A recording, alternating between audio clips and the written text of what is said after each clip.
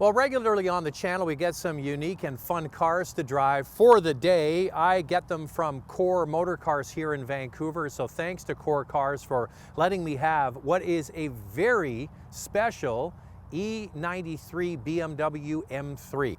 Oh, by the way, if you want to find anything else about this car, do go to corecars.com and the link is in the description below.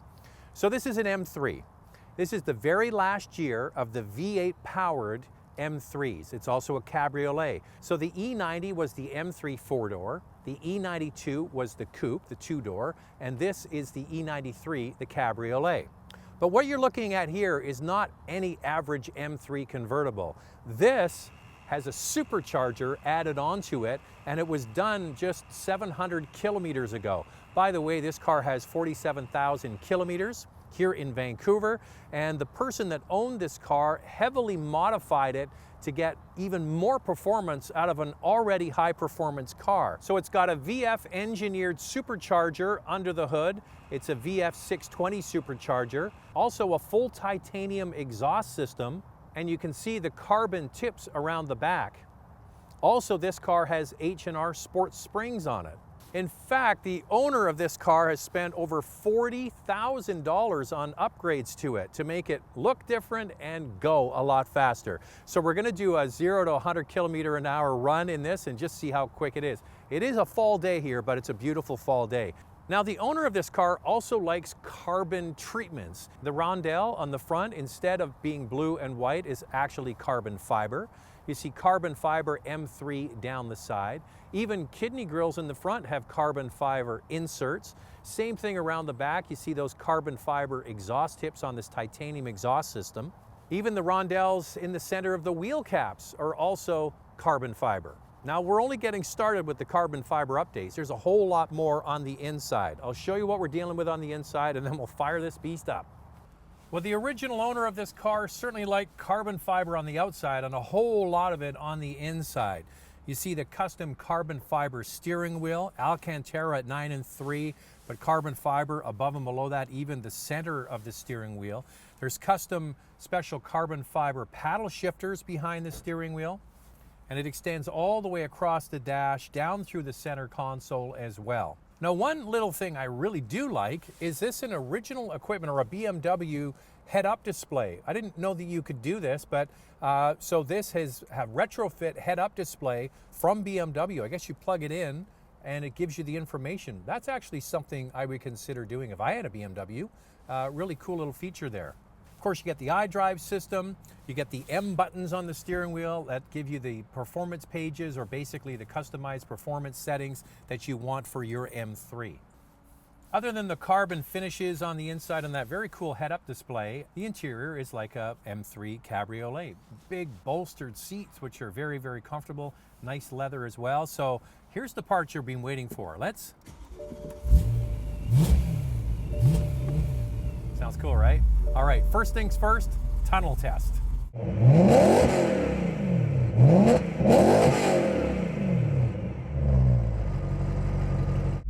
So before we go through the tunnel, 4-liter V8 under the hood.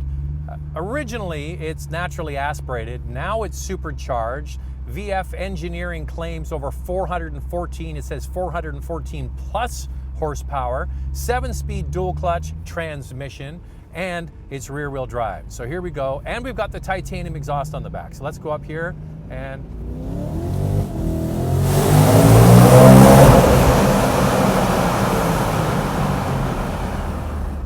That sounds pretty good. Not too loud.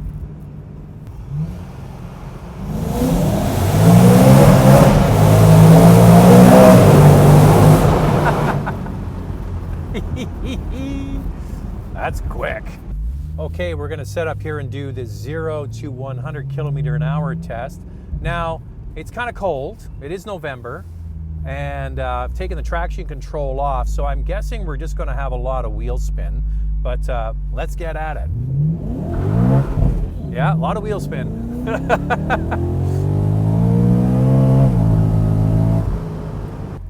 The first one was 6.3 seconds.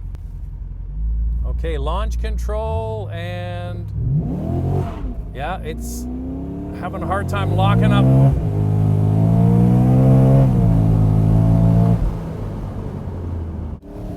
So how is this thing to drive just regularly? It's actually surprisingly good. The way the supercharger works with this, it isn't beating you over the head. It actually just makes the engine that much more tractable. Supercharging is using the rotation of the engine to produce more induction into the cylinders.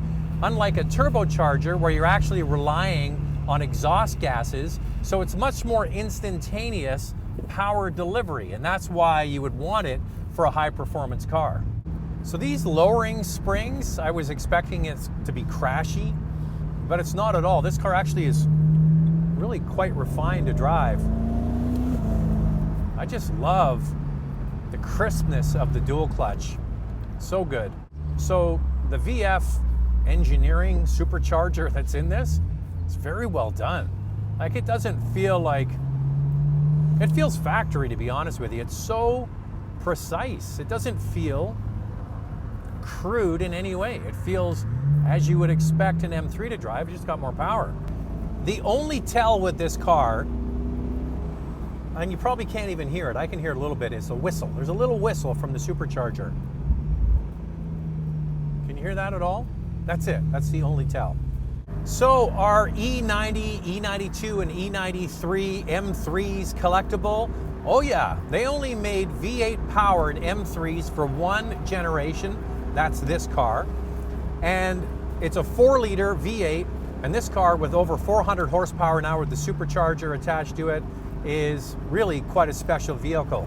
So as car companies are downsizing their engines for fuel efficiency gods, you know, there's rumors with the new C63 that it's going to be a hybrid to be able to get the power out of the car.